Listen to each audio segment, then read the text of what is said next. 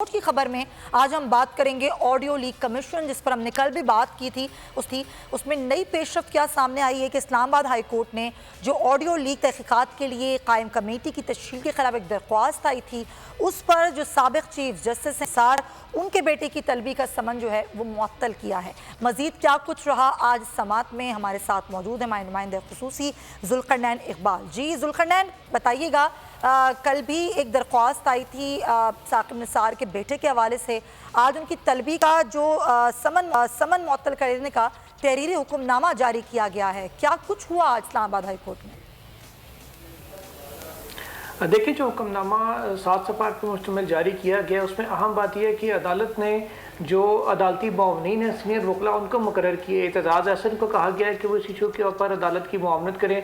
साथ ही साथ मखदूम अली खान जो एक इंतहाई सीनियर वकील हैं, मंजे हुए वकील हैं और साबिक अटॉर्नी भी रहे हैं, वो भी अदालती मुआवन मुकर्रर हुए हैं। रज़ा रब्बानी जो चेयरमैन सेनेट रहे हैं और एक मरूफ कानूनदान हैं, उनको भी अदालत की मुआवनत के लिए कहा गया है। साथ ही साथ मोहसिन शाह नवाज रंजा जो ना सिर्फ बैरिस्टर हैं बल्कि मुस्लिम लीग नून की तरफ से पार्लियामेंटेरियन भी हैं, सरगोदा से रुकने असम्बली हैं, उनको भी अदालत ने बतौर अदालती मुआविन मुकर्रर किया है।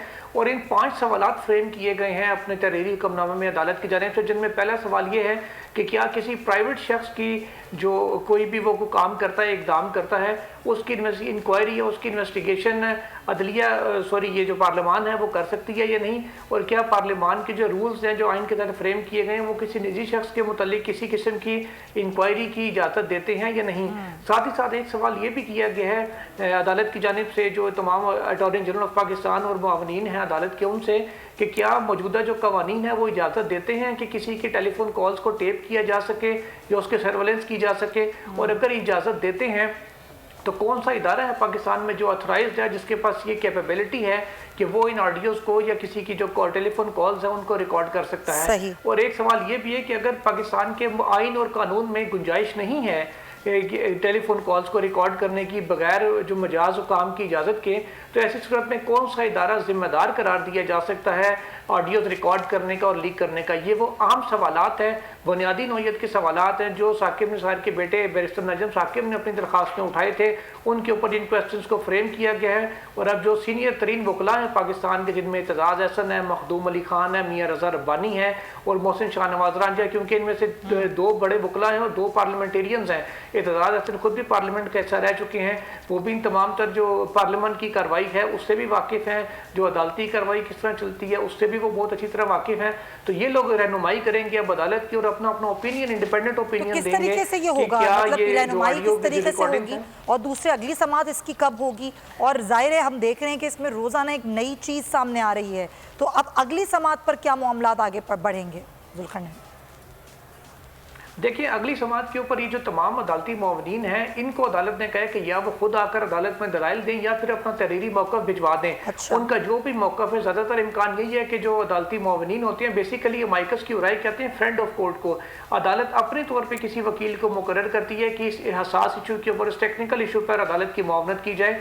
और वो मुआवनीन जो अपनी राय देंगे, नॉर्मली उनकी राय को अदालत हमेशा मुकद्दम जानती है, क्योंकि वो किसी फरीक की नुमाइंदगी नहीं कर रहे होते, वो इंडिपेंडेंट ओपिनियन अपना बतौर लॉयर दे रहे होते हैं। तो इनकी जो नुमाइंदगी होगी, जो इनका ओपिनियन आएगा, उसको डेफिनेटली अदालत वजन देगी और उसकी बुनियाद पर ही 99% हमने देखा जो माइकस की राय है, उनकी जो इंडिपेंडेंट राय है वो ज़्यादातर अदालती जो फैसले हैं उनका बाइस बनती है। अब इनके जवाबात आइंदा समात के ऊपर आएंगे, उसके बाद जो दोनों फ्रीकैन के वकला हैं वो उनका जायजा लेकर वक्त लेंगे, उनको पढ़ेंगे, फिर उसके ऊपर अपनी राय देंगे, हतमी दलाइल होंगे और 2 से 3 समातों के अंदर ये मामला बाज़ाहिर कंक्लूड होता हुआ नजर आ रहा है। अच्छा, एक और चीज़ थी कि हमने कल भी इस समात के हवाले से देखा था कि ऑडियो लीक का ये जो मामला था, इस पर इसी तरीके के रिमार्क्स हमने कल भी कुछ इस तरह के देखे। जुल्करनैन, आपने कहा कि अब ये मुआवनीन जो हैं ये ना सिर्फ मुआवनत करेंगे, ज़रूरी नहीं होगा कि इनका पेश होना ज़रूरी हो, ये तहरीरी तौर पर भी आगाह कर सकते हैं। तो क्या लग रहा है आपको, बहुत जल्दी ये मामला एक तरह से निमटने वाला है?